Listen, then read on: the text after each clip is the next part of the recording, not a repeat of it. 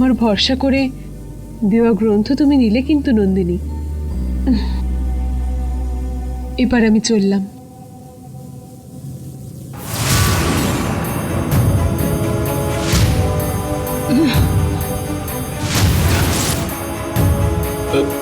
শোনো মা, এখানে কি হলো বলতো? না বাবা, তুমি বিশ্রাম নাও বলে আমাকে এখানে নিয়ে এলে। ওহো, হ্যাঁ তাই তো। ঠিক আছে, তুই বিশ্রাম নে।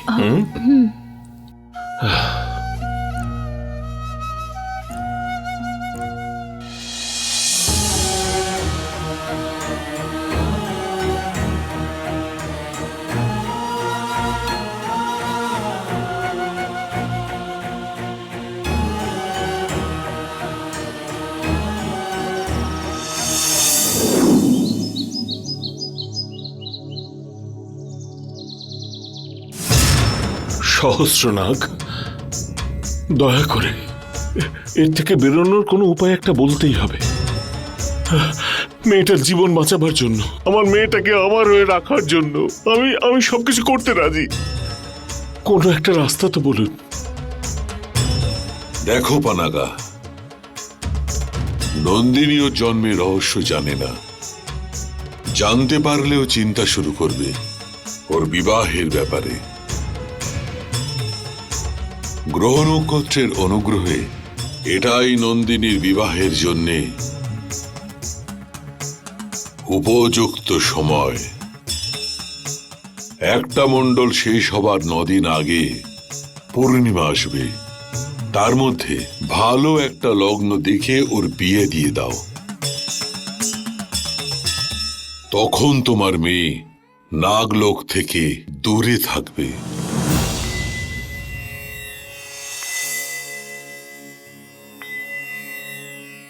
পানাগা, গৃহবন্ধন, সংসার বন্ধনগুলো মানুষের লক্ষ্য আর উদ্দেশ্যকে ভিন্ন পথে চালনা করে। নন্দিনীকেও তেমনি গৃহকর্ত্রী হতে হবে, তখন ওর মন বদলাবে। তাছাড়া নাগ জাতির নিয়মগুলো, আচারগুলো ও বহিষ্কার করে দেবে।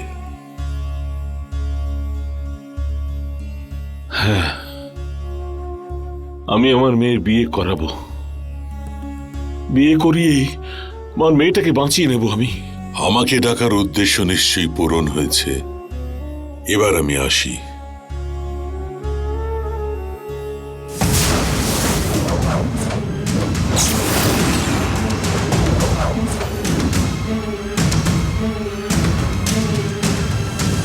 বিরাট, বিরাট কি আমার মেয়েটাকে বাঁচাবে? কেন বাঁচাবে না? মরে গেছে সেই মেয়েকে মুক্তি দেবার জন্য ঘুরে বেড়াচ্ছে, আর যে মেয়েকে বিয়ে করবে তাকে বাঁচাবে না? তাকে তো নিশ্চয়ই বাঁচাবে। আমার মেয়ের জন্য বিরাটের থেকে ভালো ছেলে আর পাবোই না। তাছাড়া আমার মেয়ে ওকে মনে মনে ভালোবাসে। ভালোবাসার মেয়ের সঙ্গে থাকলে ওর জীবনটাও সুখ শান্তিতে ভরে যাবে। তখন কি ও নাগলোকের ব্যাপারে চিন্তা করবে? না।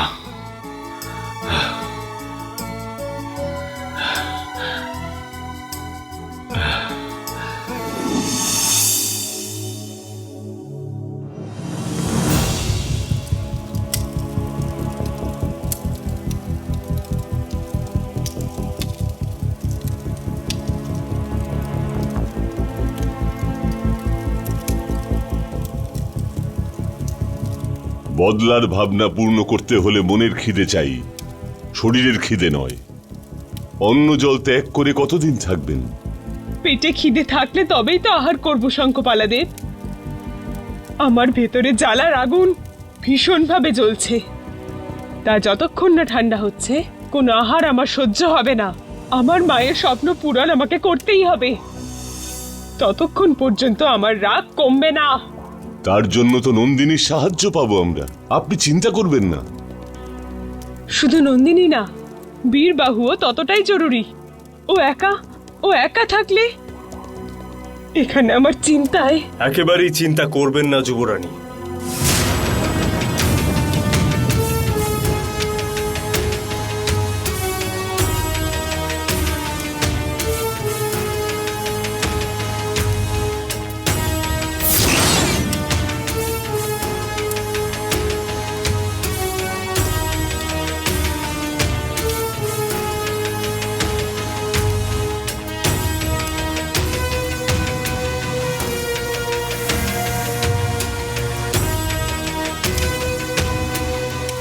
বীরবাহু, কোথায় ছিলে তুমি? কি হয়েছিল তোমার? ওই সর্পণিকা আমায় বন্দি করেছিল ওই মায়াবী প্রাণীর সাহায্য নিয়ে। ওই সর্পণিকা এখনো জানে না তোমাকে বন্দি করার অস্ত্র এখনো পর্যন্ত সৃষ্টি হয়নি।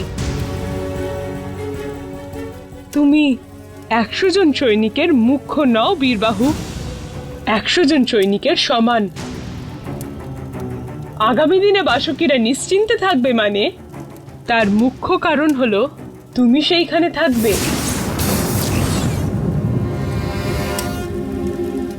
আচ্ছা বীরবাহু, আমরা এইখানে আছি সেটা তুমি কি করে জানলে? এতদিন ধরে আপনাদের সঙ্গে রয়েছি, আমি কি জানবো না আপনারা কোথায় থাকেন? দেবী আমায় এখানে নিয়ে চলে এলো আপনাদের কাছে। তুমি এসেছো ভালোই হলো, ঠিক সময়েই এসেছো। দেখো তোমার মহারানীকে অন্ন জল ত্যাগ করে প্রতিশোধ নেবার জন্য বসে আছে। ত্রিশলা দেবী, এ কি শুনছি আমি? এভাবে আপনি যুদ্ধ করবেন কিভাবে? ওই শক্তি তুমি বীরবাহু। এখন তুমি চলে এসেছো, আমার আবার সাহস ফিরে এসেছে। এবার আমাদের বাসকিদের গল্পই শেষ হয়ে যাবে।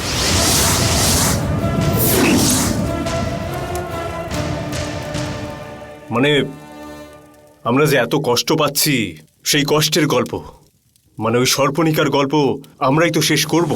সেটা হলেই যথেষ্ট বীরবাহু।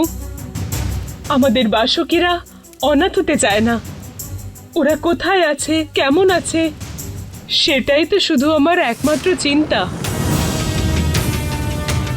ওরা যেখানেই থাকুক, প্রত্যেককে আমি খুঁজে খুঁজে বের করব ত্রিশলা, আর তারপর প্রত্যেকটা বাসুকি আমার হাতেই মরবে নিশ্চিতভাবে।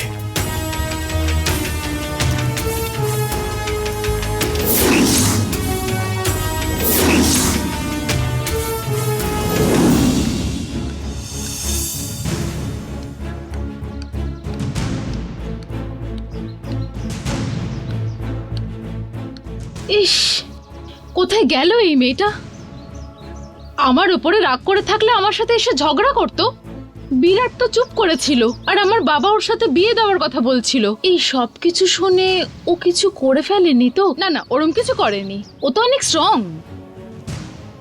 এই সিদ্ধান্ত ও নিশ্চয়ই নেবে না।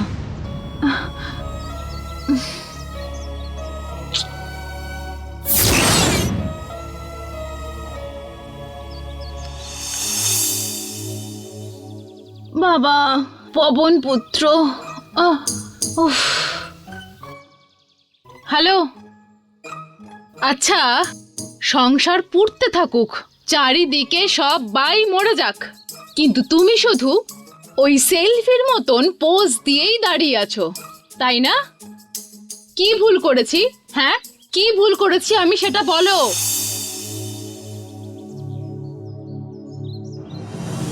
কি দেখছো এভাবে?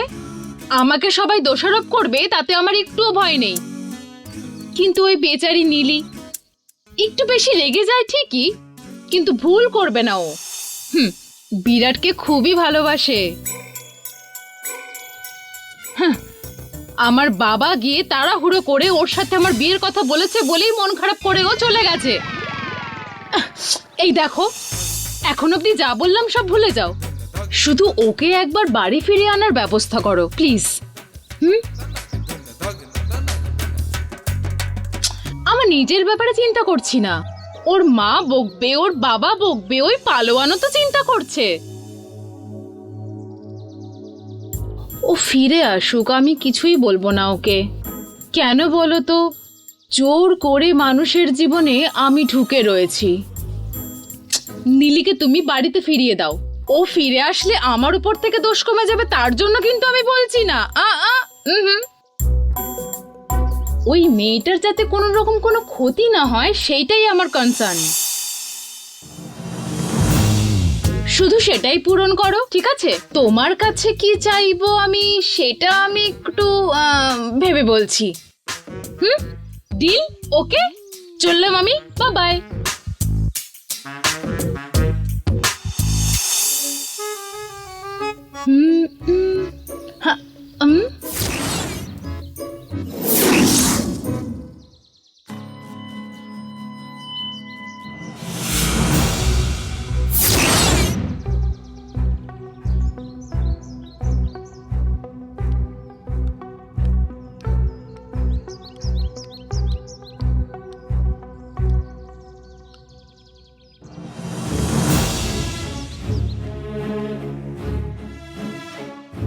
বিরাট, আমি সত্যি বলছি, তোমার বাড়িতে গিয়ে নীলির গায়ে হাত তুলে আমি ভুল করেছি।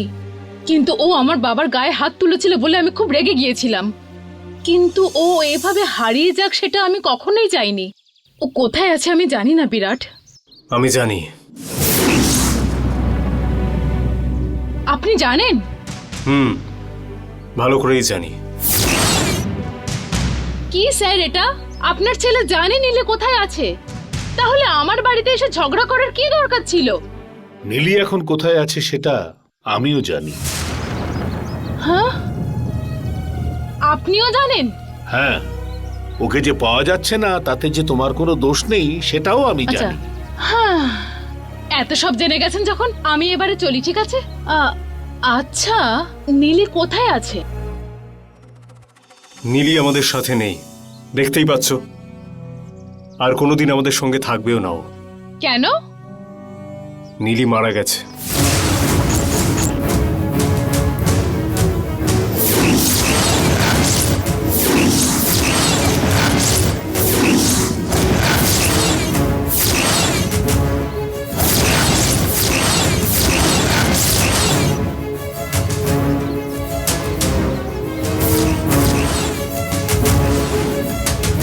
বিরাট, কি বলছেন আপনি?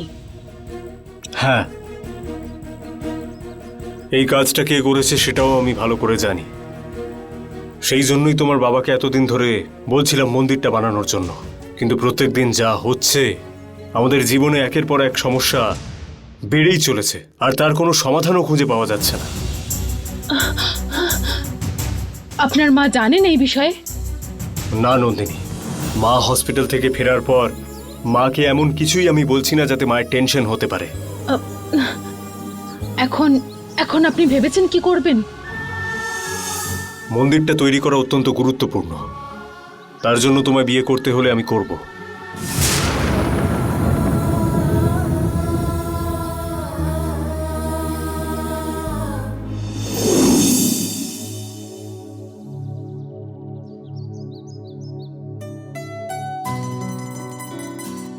ড্যাড, আমি একটু বাইরে থেকে আসছি।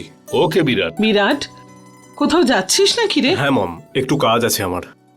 খুব ইম্পর্টেন্ট কাজ কি? ছেলের সঙ্গেও ঘুরিয়ে কথা বলছো? কি বলতে চাও সেটা বলো। শোনো, কি এমন বিষয় যে ঘুরিয়ে জিজ্ঞেস করতে হবে? তুমি এসব বুঝবে না, চুপ করে থাকো। বিরাট, উনি আসছেন, ওনার সঙ্গে কথা বলে যাস। সে তো বুঝলাম মম, কিন্তু উনি কে? মানে উনি আসলে, তুই আয়, আমি বলছি।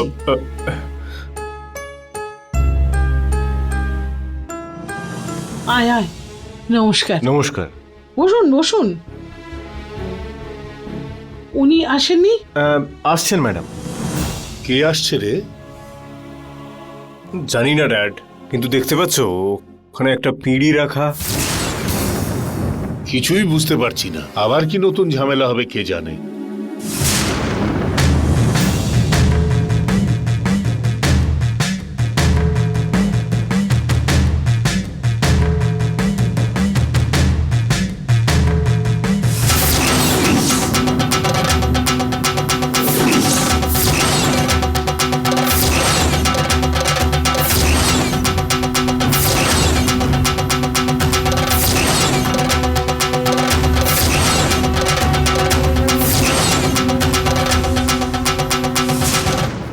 চলুন স্বামীজি, আসুন। নমস্কার। ইনি কে?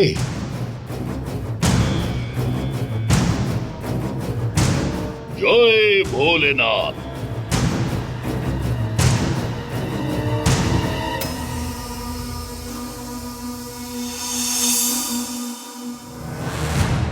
মম, এসব কি হচ্ছে? এটা আমাদের বাড়ি, মনে আছে তো? বিরাট, আমি যা বলছি শোন। Excuse me, sorry, we have come from care builders and developers. ওনার পরিচয় আমরা দিচ্ছি। ভগবান শিব যেমন সবাইকে রক্ষা করে থাকেন, ঠিক সেই রকমই উনি এখানে আপনাদের রক্ষা করার জন্যই এসেছেন। আমরা আমাদের দেশ ছাড়াও বিদেশেও অনেক দেবস্থান নির্মাণ করেছি। আমার মা আমাদের কোম্পানিকে মন্দির বানানোর প্রপোজাল দিয়েছেন, কিন্তু তার জন্য সমস্যাগুলোও বলেছেন। উনি হলেন একজন বিখ্যাত সাধু, উনি যদি সাহায্য করেন সেই কাজ নিশ্চয়ই হবে। সমস্যা যত বড়ই হোক না কেন উনি সেই সমস্যার সমাধান করে দেবেন। না, বলছি আপনারা বিল্ডিং তৈরি করেন নাকি গল্প তৈরি করেন? একটু চুপ করে বসুন। মম, কি হচ্ছে এইসব? আমি তো এই বিষয়ে পরমেশ আঙ্কেলের সঙ্গে কথা বলেছি। বিরাট, ইনি শুধুমাত্র মন্দিরের পুরোহিত নন, বা উনি কোনো সাধারণ সাধুও নন। উনি নীলিকেও খুঁজে বের করবেন। চিন্তা করবে না পুত্র, মন্দিরের কাজ আমি পূর্ণ করে দেব। তোমাকে যে আত্মা কষ্ট দিচ্ছে তাকে বন্দি বানালে আমার 50তম আত্মা ধরা সম্পূর্ণ হবে। ক্ষমা করবেন, আমি চাই না যে ওর আত্মাকে কেউ বন্দি করে রাখুক। আমি চাই যে ওর আত্মা মুক্তি পাক, এইটুকুই আমার আশা। দয়া করে বোঝার চেষ্টা করুন। লাট্টুকে একটা দড়িতে পেঁচিয়ে ঘুরিয়ে দেওয়া হয় যাতে সেটা স্বতন্ত্রভাবে ঘুরতে পারে।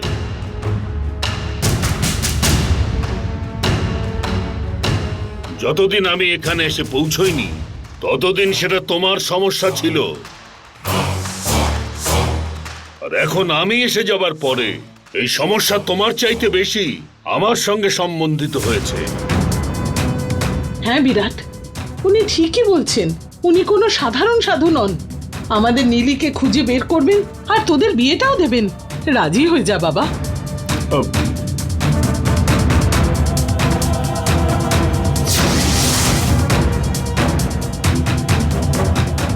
আর কিছুদিনের মধ্যেই তোমার যা যা লাগবে তা তুমি নিশ্চয়ই পেয়ে যাবে। একদম চিন্তা করবে না। আপনাকে যত ধন্যবাদ দেব ততই কম, গুরুদেব। প্রথমবার আমাদের বাড়ি এসেছেন। কিছু বানিয়ে দিই, মিষ্টি বানিয়ে নিয়ে আসি। আমার সময় শেষ হয়ে গেছে, আমি প্রস্থান করব। ম্যাডাম, আমরাও এবারে আসি। ঠিক আছে।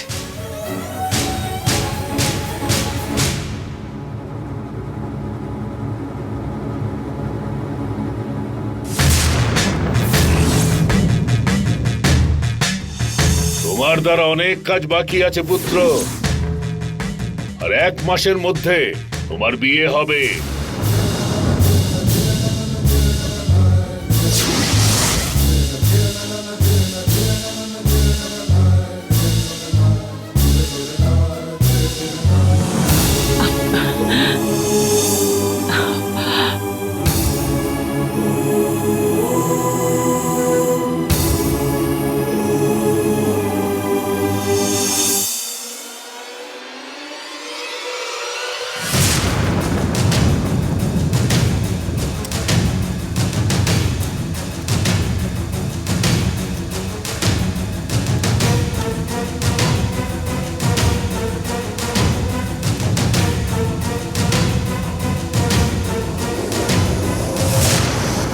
সর্বনিকা,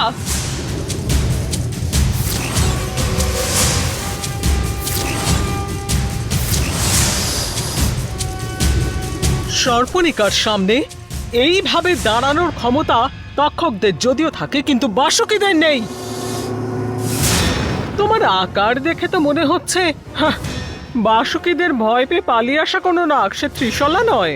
হ্যাঁ আমি ত্রিশালা। আহ? আগেই বলেছি, সর্পণিকার সামনে সব শক্তি ইমলান হয়ে যায়। আমার সামনে যে রূপ নিয়ে এসেছো, এই রূপে তোমার পরিচয় কিছুতেই বোঝা যাবে না। বলো, কেন এসেছো এখানে? তোমার মৃত্যু দেখার জন্য।